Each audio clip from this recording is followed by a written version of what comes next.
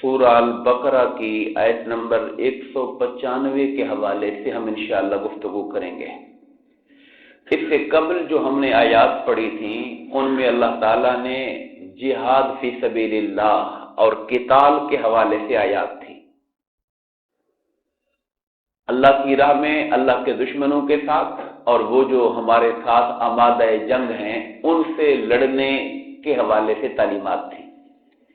آج جو آیت کریمہ ہم پڑھ رہے ہیں اس میں وَأَنفِقُوا فِي سَبِيلِ اللَّهِ، اللہ کی راہ میں خرچ کیا کرو۔ انفقوا، خرچ کیا کرو، فی سبیل اللہ، اللہ کی راہ میں۔ یہ لفظ جو فی سبیل اللہ ہے اسے سمجھنے کی ضرورت ہے۔ ہمیں جب حکم دیا تھا لڑنے کا تو وہاں بھی کہا تھا وَقَاتِلُوا فِي سَبِيلِ اللَّهِ، لڑو اللہ کی راہ میں۔ خرچ کرنے کا حکم دیا تو کہا خرچ کرو اللہ کی راہ میں۔ یعنی ہمارے جو عمل ہیں وہ ہماری ذات کے لیے، ہمارے نفس کے لیے، شیطانی خواہشات کے لیے، اللہ کی نافرمانی کے لیے نہیں ہونے چاہیے۔ ہمارے اعمال خالص اللہ کی رضا کے لیے ہونے چاہیے۔ خواہ وہ میدان جنگ کا جہاد ہے تو وہ بھی اس لیے نہ ہو کہ میری شہرت ہوگی کہ میں غازی ہوں، میں بڑا بہادر ہوں، میں نے یہ کارنامہ سر انجام دے دیا، بلکہ خالص نیت یہ ہو کہ میں اس لیے آمادہ جنگ ہوں کہ میرے رب کی رضا اس کے اندر ہے۔ ایک مسلمان اپنا ہاتھ لڑائی اور جنگ سے روک کے رکھتا ہے، اس کو صلح سلامتی کا حکم دیا جاتا ہے، وہ اپنے ہاتھ کو، زبان کو محفوظ رکھتا ہے، کسی کو تکلیف نہ پہنچے۔ وہی خدا حکم دیتا ہے کہ اب تم نے میرے کلمے کی سربلندی کے لیے جنگ کرنی ہے۔ وہی امن والا مسلمان جنگ کے لیے تیار ہو جاتا ہے۔ اس کا امن بھی اللہ کی خاطر تھا، اس کی لڑائی بھی اللہ کی خاطر ہے۔ اور پھر فرمایا وَلَا تُلْقُوا بِأَيْدِيكُمْ إِلَى التَّهْلُكَةِ، اور اپنے آپ کو اپنے ہاتھوں بربادی میں نہ ڈال دینا۔ یہ حکم بھی بڑا قابل غور ہے، اپنے آپ کو اپنے ہاتھوں تباہی و بربادی میں نہ ڈال دینا۔ اب یہ جو حکم ہے اس کی کئی تعبیرات اور تفسیرات علماء نے کی۔ بعض نے کہا اس سے مراد یہ ہے کہ اللہ کی پہلے حکم کے ساتھ اگر جوڑ کے دیکھیں، اللہ کی راہ میں خرچ کرو، اپنے آپ کو تباہی میں نہ ڈالو۔ اب اس حکم کو دونوں کو جوڑ کے دیکھیں، دو معنی آتے ہیں۔ ایک معنی تو یہ آتا ہے کہ اللہ کی راہ میں خرچ کرو، اور ایسا نہ ہو جہاں خرچ کرنے کی ضرورت تھی، اور اللہ کی راہ میں خرچ کرنا اس کی بہت سی شکلیں ہیں۔ مثلا سب سے کم شکل یہ ہے اللہ کی راہ میں خرچ کرنے کی کہ زکوٰۃ دینا۔ اللہ نے جو تمہیں مال دیا ہے، جب وہ مال حد زکوٰۃ کو پہنچ جائے تو اس مال کی زکوٰۃ ادا کرو۔ زکوٰۃ ادا نہ کر کے اپنے آپ کو برباد مت کرنا۔ تم سمجھتے ہو میں نے پیسے بچا لیے، مگر وہ تباہی کا موجب بن جائے گا۔ اللہ کی راہ میں خرچ کرو، یعنی جہاد فی سبیل اللہ میں مسلمان میدان جنگ میں ہیں، انہیں اسلحے کی ضرورت ہے، انہیں خوراک کی ضرورت ہے، انہیں طاقت کی ضرورت ہے۔ گھروں میں بیٹھنے والوں اپنا مال خرچ کرو، وہ جان سے لگے ہوئے ہیں، تم اپنے مال سے جہاد کرو تاکہ ان کو طاقت ملے، اور پیسہ بچا کے برباد مت کرنا اپنے آپ کو کہ دشمن طاقتور ہو کر تمہیں تباہ کر دے گا۔ اب یہ ایک ہی حکم کی مختلف تفسیرات اور اس کی مختلف تشریحات ہیں۔ اور بعض نے یہ بھی کہا اللہ کی راہ میں خرچ کرو، مگر خرچ کرنے میں یہ نہ کرنا کہ ایک دفعہ جوش میں آ کر اپنا سارا مال خرچ کر بیٹھو اور پھر آپ کے بچے آپ کو ملامت کریں، گھر کے اندر کھانے کو کچھ نہ ہو، یوں بھی اپنے آپ کو تباہ نہ کرنا۔ یعنی بالکل الٹ معنی بھی لیا گیا ہے اس کا۔ اب جو خرچ کرنا ہے، آپ جانتے ہیں قرآن مجید میں اللہ تعالیٰ نے اس کے اندر تین طرح کی باتیں ہمیں ملتی ہیں۔ ایک بات تو وہ جو کم سے کم لیول ہے، وہ تو زکوٰۃ ہے، یعنی کم سے کم منیمم کہ مال میں سے 2.5% دینا، 100 میں سے 2.5 روپے دینا۔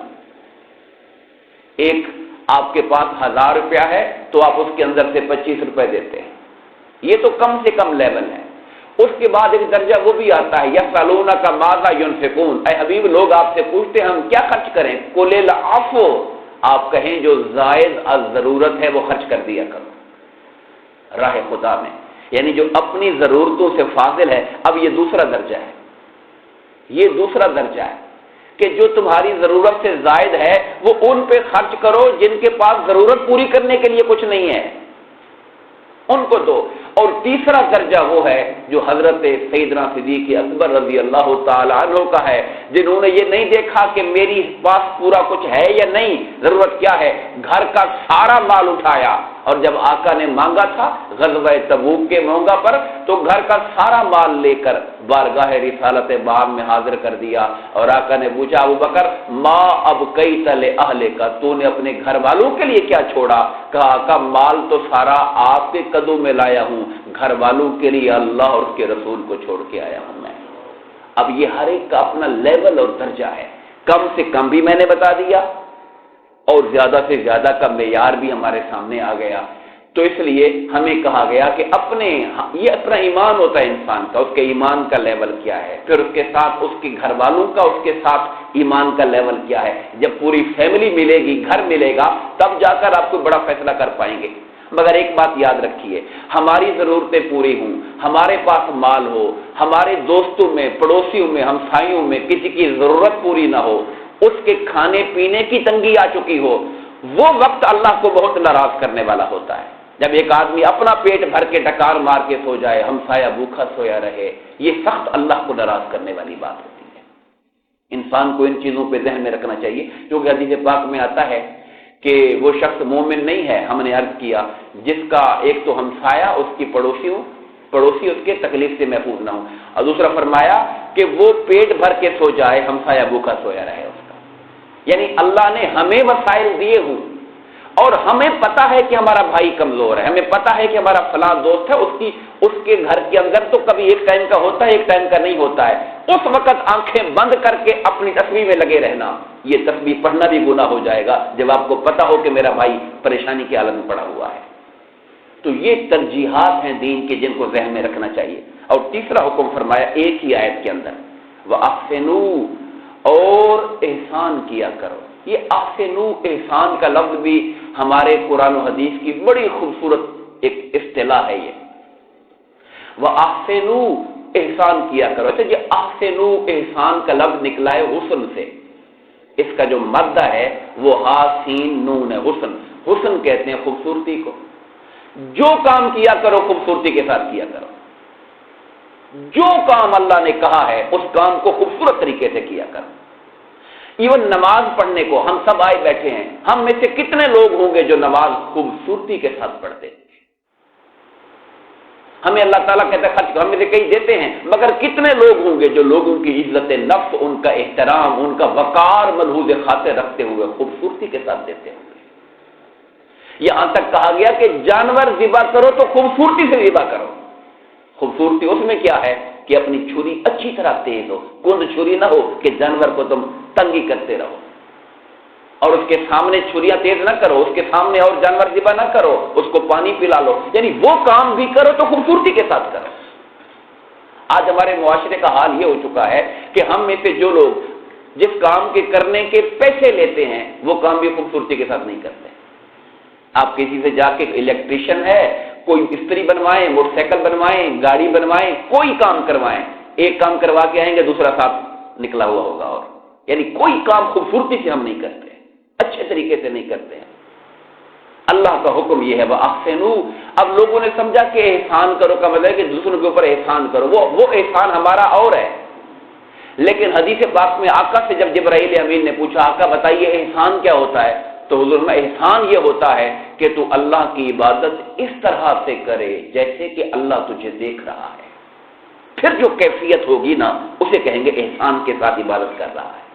اور اگر یہ تجھے مرتبہ حاصل نہیں کہ تو اس طرح عبادت کرے گویا کہ تو اللہ کو دیکھ رہا ہے، اگر تو اس مقام پر نہیں تو کم سے کم یہ یقین تو رکھنا کہ اللہ تجھے دیکھ رہا ہے۔ یہ تو ایمان اور یقین پکا ہونا چاہیے، اور جب یہ ہوگا کہ اللہ مجھے دیکھ رہا ہے تو پھر کام کے اندر خود بخود خوبصورتی پیدا ہو جائے گی۔ دعا فرمائیے اللہ تبارک و تعالی ہم سب کو تعلیمات قرآن و حدیث کو سمجھنے اور اس پر عمل کرنے کی توفیق عطا فرمائے، آمین۔ وما علینا الا البلاغ۔